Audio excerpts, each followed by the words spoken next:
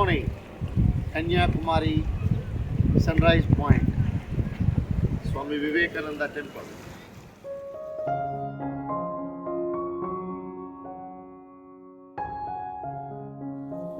కన్యాకుమారి అనే పేరు దేవి పార్వతి నుంచి వచ్చింది. పురాణాల ప్రకారం పార్వతీదేవి శివుని కోసం తపస్సు చేసింది. చివరకు వివాహం జరగబోయే రోజు శివుడు రాలేకపోవడం వల్ల అప్పటి నుంచి అమ్మవారు అవివాహిత దేవిగా పూజలు అందుకుంటున్నారు.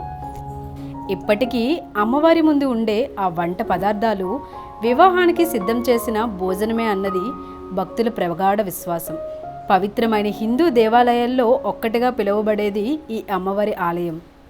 అందుకే ఈ ప్రాంతం పవిత్రమైనదిగా భావిస్తారు.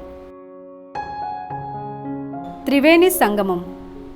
అరేబియా సముద్రం, బంగాళాఖాతం, హిందూ మహాసముద్రం కలిసే పవిత్ర ప్రదేశం. సముద్ర తీర ప్రకృతి రమణీయతతో అలరారే కన్యాకుమారి సముద్ర తీరంలో తోరియం ధాతువుతో కూడిన ఇసుక రేణువులు పరమేశ్వరుడి అద్భుత శక్తికి ఆనవాళ్లుగా చెబుతుంటారు. అలాగే వారణాసి పరమేశ్వరుడికి నివాస స్థలమైనట్లుగా కన్యాకుమారి పార్వతీదేవికి నివాస స్థలమని స్థానికుల విశ్వాసం. 3 సముద్రాల నీరు పార్వతీమాత పాదాలు కడుగుతున్నట్లుగా ఉంటుందని భక్తులు నమ్ముతుంటారు. Vivekananda rock memorial. స్వామి వివేకానంద ధ్యానం చేసిన ప్రదేశం. ఈ ప్రదేశంలో నల్ల చలువరాతితో స్మారక కేంద్రం నిర్మించారు. ఇక్కడ 12 అడుగుల ఎత్తుతో ఉండే వివేకానందుడి కాంస్య విగ్రహం ప్రత్యేక ఆకర్షణగా ఉంటుంది. ఈ వివేకానందుడి రాక్కు కొంత దూరంలో పార్వతీదేవి పరమేశ్వరుని పెళ్లాడేందుకు తపస్సు చేసిన ప్రాంతం. అక్కడ శిలారూపంలో ఆమె పాద ముద్రలు కూడా దర్శనమిస్తాయి. తిరువాళ్ళువర్ విగ్రహం. 133 అడుగుల ఎత్తునున్న ఈ విగ్రహం ప్రసిద్ధ తమిళ కవి తిరువాళ్ళువర్ గౌరవార్థం నిర్మించబడింది. ఈ విగ్రహం బరువు 7,000 టన్నులు. ఈ విగ్రహాన్ని దర్శించేందుకు పర్యాటకులు పడవల్లో వెళ్లాల్సిందే. ఇది ఆసియాలోనే ఎత్తైన విగ్రహాలలో ఒకటిగా పేరుగాంచింది.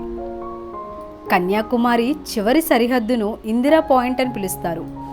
ఈ ప్రదేశాన్ని చూసేందుకు దేశం నలుమూలల నుంచే కాకుండా విదేశాల నుంచి కూడా పర్యాటకులు తరలి వస్తుంటారు. ముఖ్యంగా ఇక్కడి సూర్యోదయం, సూర్యాస్తమయాలు పర్యాటకులను విశేషంగా ఆకర్షిస్తాయి. ఇవి 2 సముద్రం మధ్యన కనిపించడం ఒక అద్భుతమైన అనుభూతి. గాంధీ మందిరం. కన్యాకుమారిలో చూడదగిన మరో అద్భుత పర్యాటక క్షేత్రం మహాత్మా గాంధీ స్మారక మందిరం. గాంధీజీ అస్థికల పాత్రను ఉంచిన స్థలంలో 1954వ సంవత్సరంలో ఈ స్మారక మందిరాన్ని నిర్మించారు.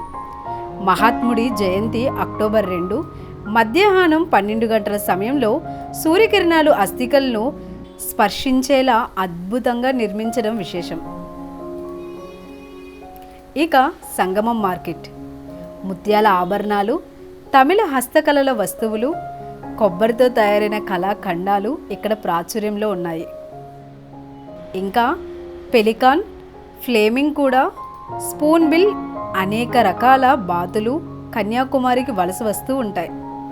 ఈ విదేశీ పక్షులు కూడా పర్యాటకులను విశేషంగా ఆకట్టుకుంటాయి.